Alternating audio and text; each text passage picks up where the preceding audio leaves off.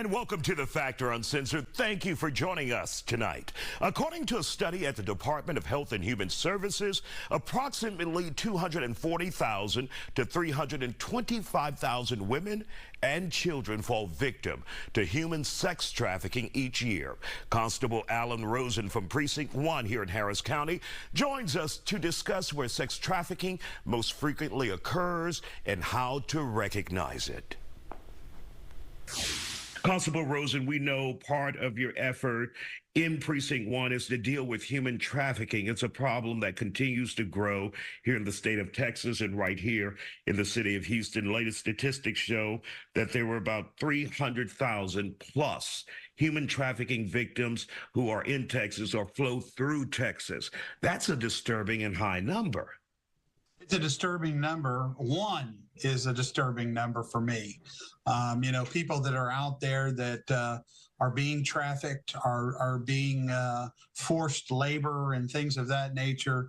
It's disturbing that we're having to even discuss this in 2024.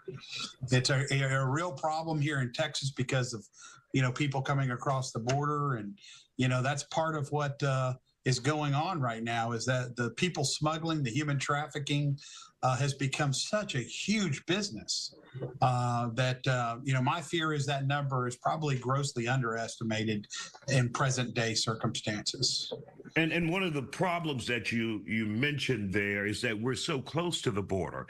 And Houston, once you get to Houston, you can go on I-10 to the right, I-10 to the left, California, Florida, and just spread those victims all across this country. Yes, and that's very true. The easy access once you get past the border into going throughout the United States. And many human trafficking victims are moved throughout the United States. They start in a city and they're held there for a while, and then they are transported somewhere else so that nobody actually is able to kind of see them enough to see that there's a problem. Part of the biggest problem I think we have is educating people, hotels, taxi cab, Uber drivers, Lyft drivers on what kind of circumstances there are. How do you recognize somebody that's being human trafficked? And so, moving people around, never allowing them to stay in one place very long, helps them evade people's suspicions, evade law enforcement. And so that's part of what human traffickers do. Now, you guys in law enforcement, you do what you can with your task force, your stings, trying to get many of these perpetrators off the streets and get the women help that they need. What can be done in the public to help with this problem? Because we're not just talking about adults who are victimized in human trafficking. I think the study that we have been relying on said close to 80,000 children are also victims of human trafficking in Texas alone. Yeah, the thing that we can do, Isaiah, is what we do here at Precinct 1. I know Kathy Griffin is our coordinator for that. Kathy goes out and she trains, again, the hotel front desk staff, some of the housekeepers, all these entertainment places, Uber drivers, taxi cab drivers, nurses, people out in the public, educating them on the signs and symptoms of somebody that's being human trafficked. And so by educating people, you can readily see, if you spot something that's kind of raising the hair on your neck, it's probably something that should be reported to law enforcement. And so often we get called from hospitals. Law enforcement gets called from hospitals on people that actually come in for trauma, and they subsequently find out that they are being human trafficked or actively being human trafficked. So training, educating the people that come in contact with the public so often is one of the biggest things that we can do to help combat this. Law enforcement can never do this alone, ever. We cannot combat this big of a problem by just law enforcement going and doing these various operations to stop human trafficking. It's going to require everybody, doctors, social workers. Everybody's going to have to really understand. And part of the hotel industry policing itself is requiring people that work at hotels on how to see signs and symptoms, how to recognize human trafficking. And so training them, they're going to become eyes for us. And if they see something suspicious, they're going to certainly contact law enforcement. That's part of their responsibility. It always sounds corny, but it gets the job done. If you see something, say something, even if you feel uncomfortable about it. In the so-called snitch mindset, you may be saving a life. You said a mouthful, Isaiah. That's so true. We can't do our jobs without somebody contacting us in many cases about some illegal thing that they see going on. If it doesn't feel right, if it doesn't seem right, that's your obligation to your fellow human being, is to get law enforcement involved. Often you don't have to give us your name. You can just say, hey, I saw this here, and we're going to go over and we're going to check it out. So we just want to get the calls. We want people to report people that they suspect are being human trafficked. We saw a story recently that some guy was holding a pregnant woman that was homeless, held her captive in her home for a long time. And, invariably, it's all over. And unfortunately, we're only going to be able to solve this working collaboratively with the community. Welcome back to the Factor Uncensored. Day after day, we encounter news of massive human trafficking schemes and plots. The question now is, what can we as a community do to address the problem?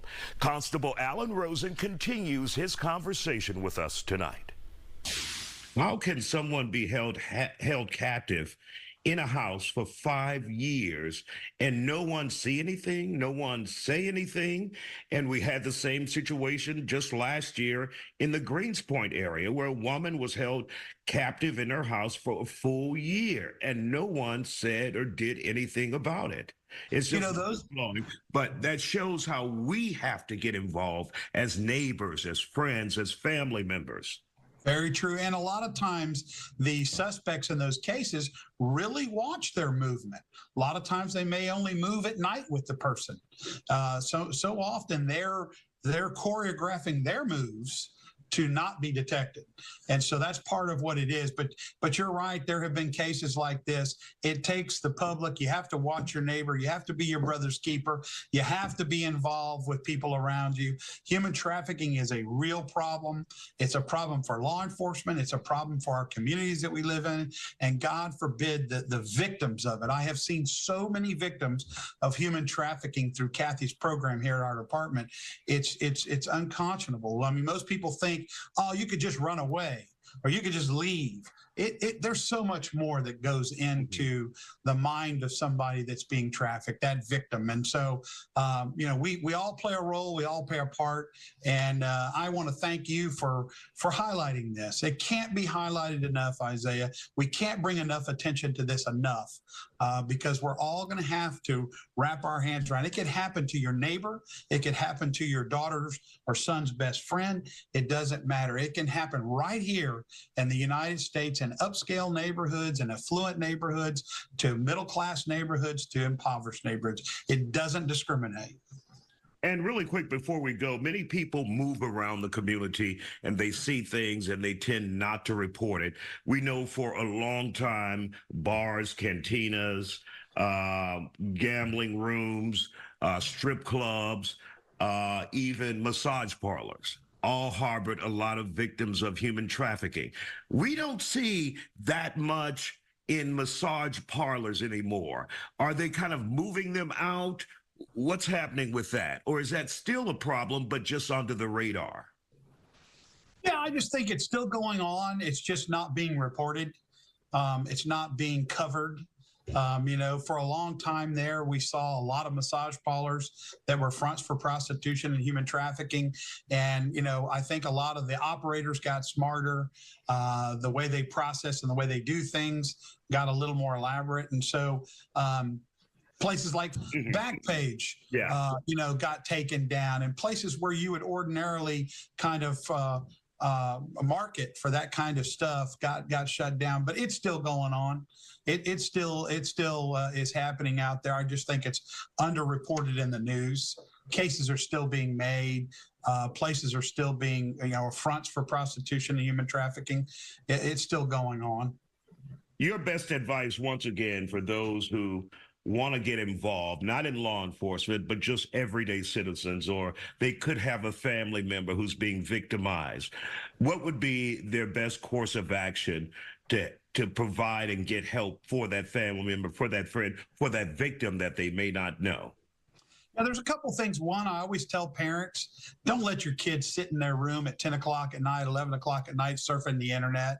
So often our predators are out there looking for a child that's disconnected from their family, doesn't have many friends, and they become their friend, and they groom them for a while. So get involved in your kids' social media platforms, know where they're going and who they're talking to.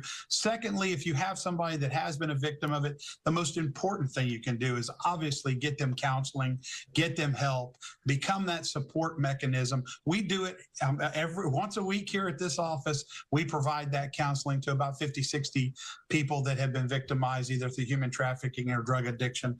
And so get involved in a group of like-minded people that may have gone through the same life experiences that you have, because that's your pathway out. Y'all can all hold hands, hug each other, and kind of work your way out of that horrible, horrible time in your life together.